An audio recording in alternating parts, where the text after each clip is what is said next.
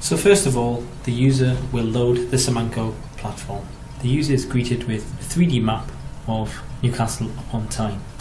Pans out of the map to get an overview of the whole city. So here you can see Newcastle upon Tyne and Gateshead with the River Tyne splitting the two cities. So the user wants to understand what level of fuel poverty is present across the city of Newcastle. So from the urban indicators here located on the right, the user will use the drop-down list and select fuel poverty. Immediately what starts to happen is the map begins to fill with different colours, indicating low to high levels of fuel poverty. High represented by the red and low represented by the green. So now the user wants to focus on a particular neighbourhood, so uses the navigational functions to zoom into the map.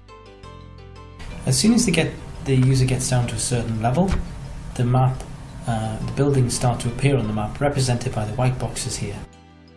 So the user is particularly interested in this neighbourhood here, this area, and wants to know more about the energy efficiency rating of dwellings within that neighbourhood. The building indicators become active, and he can select, or she can select, estimated SAP.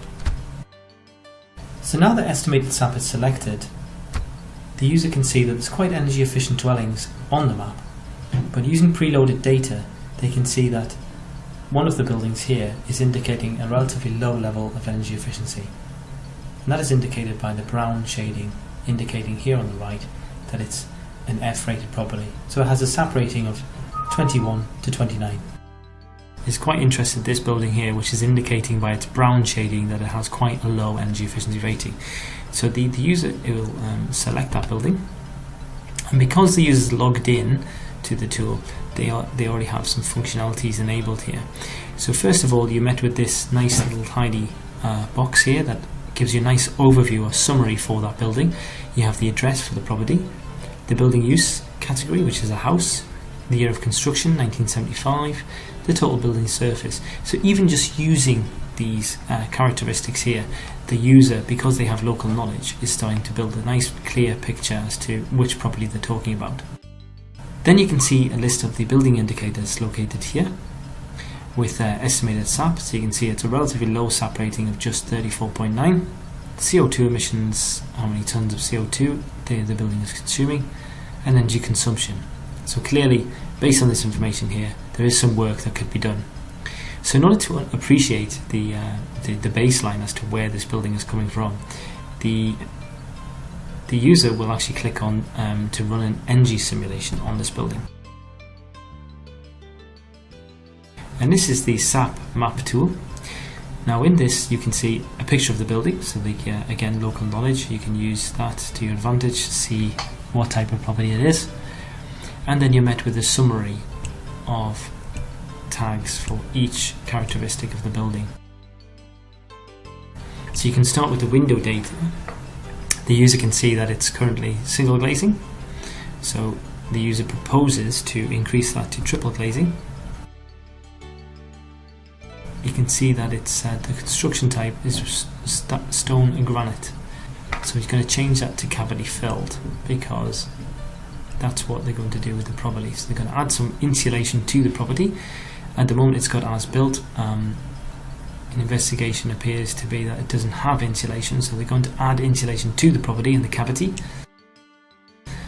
From the map you can see that the image here, you can see that it does indeed have a cavity. So they'll fill that. Then they'll move the attention to the roof. At the moment it has a pitched roof, that's correct. The roof area is about 20 square meters, correct. But what they're going to do is increase the level of insulation in the roof. So they've added 270 mils of insulation. Next up is the heating data. Now at the moment that property is heated by electricity, but locally he's aware that there has been gas pipes fitted to the neighbourhood. So therefore it would make more sense to replace the old 50% efficiency boiler, which is an electricity storage heaters, and replace those with a more efficient boiler. So straight away you can increase the efficiency of that to around 90%. Also, the water heating, they will add an off-peak dual immersion heater to that, and also put some water storage insulation to improve the energy efficiency of the water storage. So this is the old SAP 34.92.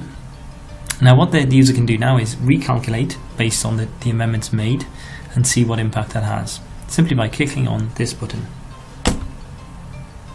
So with those improvements, the SAP rating here, the revised SAP rating, will move up to 79.92. So that's a fantastic improvement based on the old SAP.